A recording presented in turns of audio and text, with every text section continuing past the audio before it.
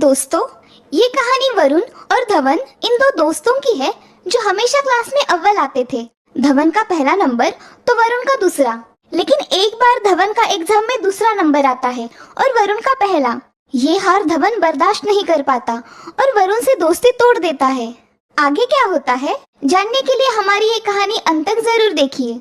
और हाँ, ऐसी ही अनोखी और मजेदार कहानियाँ देखने के लिए हमारे इस चैनल को जरूर सब्सक्राइब करें। वरुण और धवन दोनों ही एक दूसरे के बड़े गहरे दोस्त थे। वे हमेशा एक दूसरे की मदद करते। वरुण एक सब्जी वाले का बेटा था तो धवन एक साहूकार का। वे दोनों एक साथ ही स्कूल में जाया करते थे। दोनों ही पढ़ाई में अच्छे थे।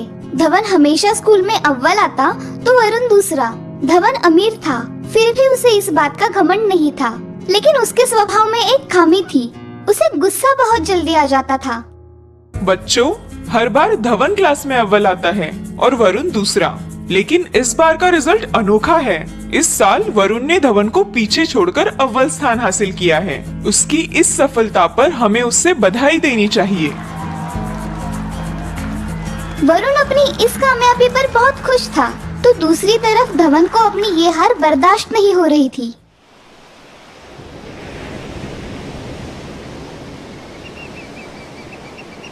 अरे धवन, तुम अकेले क्यों बैठे हो?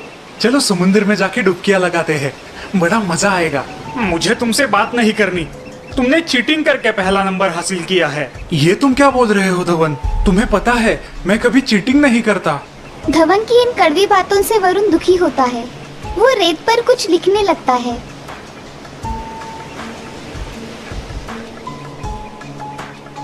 आज धवन ने मुझसे झगड़ा किया और मुझे धोखेबाज कहा। वरुण के लिखे वो शब्द पढ़कर धवन अपने आप पर शर्मिंदा हो जाता है। ये मैंने ठीक नहीं किया। वरुण एक अच्छा दोस्त है, वो कभी चीटिंग नहीं करेगा। उसने अपनी मेहनत से पहला नंबर हासिल किया है। मुझे तो उसकी इस कामयाबी पर खुश होकर उसे बधाई देनी चाहिए थी, जैसे वो हमेशा मेरी कामयाबी पे खुश होकर मुझे दिया करता था। और मैंने क्या किया? मैंने उसे धोखेबाज कहा। लगता है वरुण अब मुझे कभी माफ नहीं करेगा। धवन ये सोच ही रहा था कि अचानक उस किनारे पर भगदड़ मच गई। लोग जोर जोर से चिल्लाने लगे। अरे वो बच्चा डूब जाएगा, कोई बचाओ उसे, बचाओ उसे, बचाओ। ये तो वरुण है। अपने दोस्त को समुद्र में डूबता देख धवन तेजी से दौड़ता हुआ वहाँ पर आता है। वो समुद्र में छलांग लगाकर वरुण की तरफ बढ़ने लगता है। बचाओ, बचाओ, कोई बचाओ मुझे। घबराओ मत दोस्त, मैं आ रहा हूँ। हिम्मत मत हारना। मैं आ गया दोस्त। धवन, तुमने अपनी जान मेरे लिए जोखिम में डाल दी। तुम मेरे दोस्त जो हो। तभी समुद्री सुरक्षा रक्षकों की टीम लॉन्च में से वहाँ पर पहुँच जाती है और उन दोनों को सुरक्षित लॉन्च पर चढ़ा लेती है। तुमने बड़ी बहादुरी का काम किया है बच्चे, वी सल्यूट यू।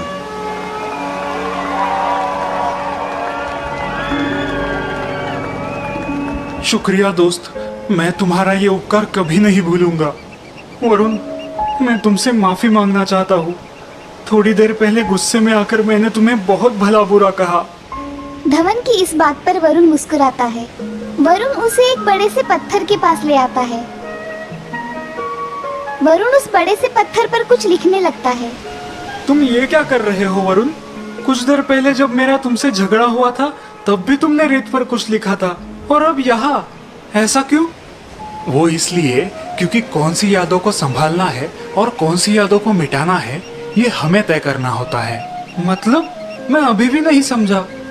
जो कड़वी बात तुमने मुझसे कही वो मैंने कब की भुला दी, उस रेत पर लिखे शब्दों की तरह। लेकिन अब जो शब्द मैं इन पर लिख रहा हूँ वो इतनी आसानी से मिटने वाले नहीं, क्योंकि ये एक अच्छी याद है और मैं इसे संभालना चाहता हूँ, इन पत्थरों पर लिखे शब्दों की तरह। अब समझे? वाह, कितनी बड़ी बात कह दी तुमने। मैं इसे हमेशा याद रखूंगा। वो कहते हैं ना, कभी किसी से माफी मांग लेनी चाहिए और कभी किसी को माफ कर देना चाहिए, तभी तो रिश्ते मजबूत होते हैं। तुम मेरे सच्चे दोस्त हो वरुण। और तुम भी। चलो अब घर चलते हैं। बस एक मिनट।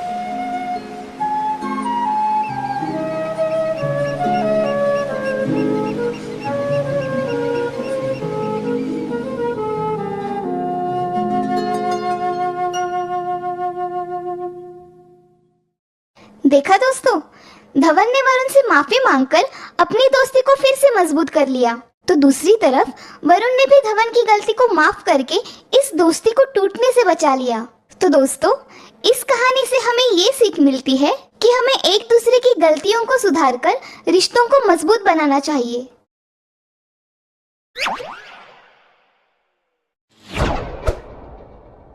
दो दोस्त और भालू की कहानी।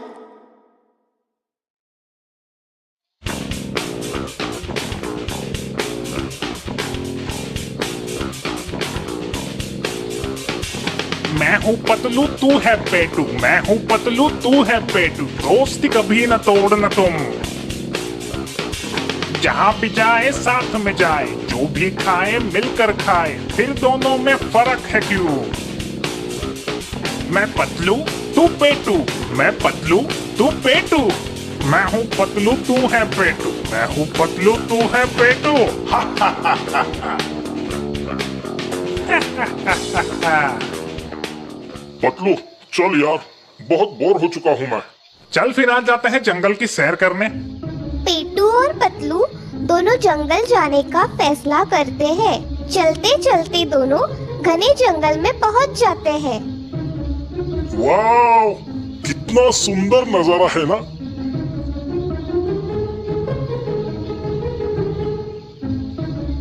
पतलू, ये जंगल तो बहुत घना है, मुझे तो डर लग रहा है। चलो घर वापस चलते हैं। बेटू तू बहुत फट्टू है भाई, लेकिन तू बिल्कुल भी डर मत, मैं तेरे साथ जो हूँ।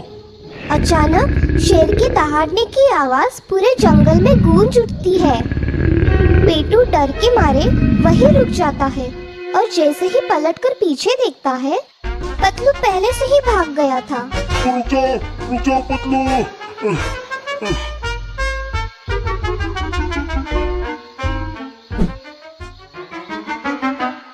तुम तो मुझसे भी ज्यादा डरपोक हो पतलू। मैंने तो मजाक किया था, मैं बिल्कुल नहीं डरता हूँ।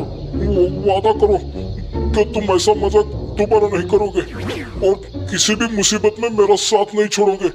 पेटू और पतलू दोनों मुसीबत में एक दूसरे का साथ ना छोड़ने की कसम खाते हैं और आगे चलने लगते हैं। चलते चलते उनको अन्य कई प्रजातियों के डरावने जानवर नजर आते हैं। वो दोनों डर जाते हैं मगर एक दूसरे का साथ नहीं छोड़ते हैं।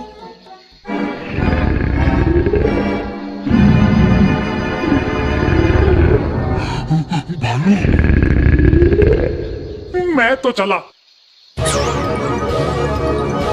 रुक जाओ पतलू, रुक जाओ। मुझे अकेला छोड़ के कहाँ जा रहे हो पतलू। रुक जाओ पतलू।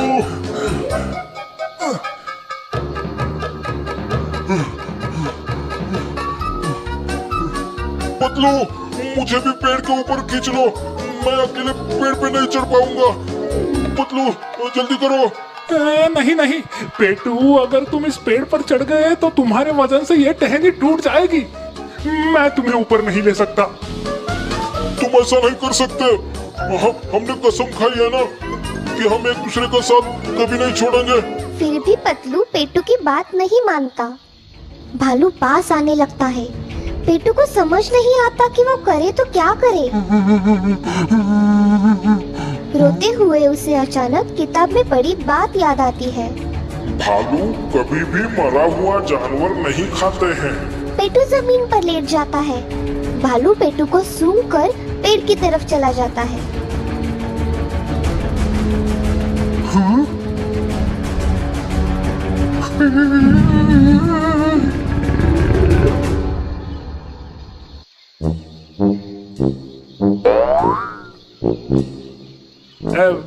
भालू ने तुम्हारे कान में क्या कहा? भालू ने कहा कि स्वार्थी मित्रों से हमेशा दूर रहना चाहिए। ये कहकर पेटू अकेला ही निकल जाता है और पतलू का सर शर्म से झुक जाता है। तो दोस्तों, इस कहानी से हमें ये सीख मिलती है कि जो संकट समय में काम आता है वही सच्चा दोस्त होता है।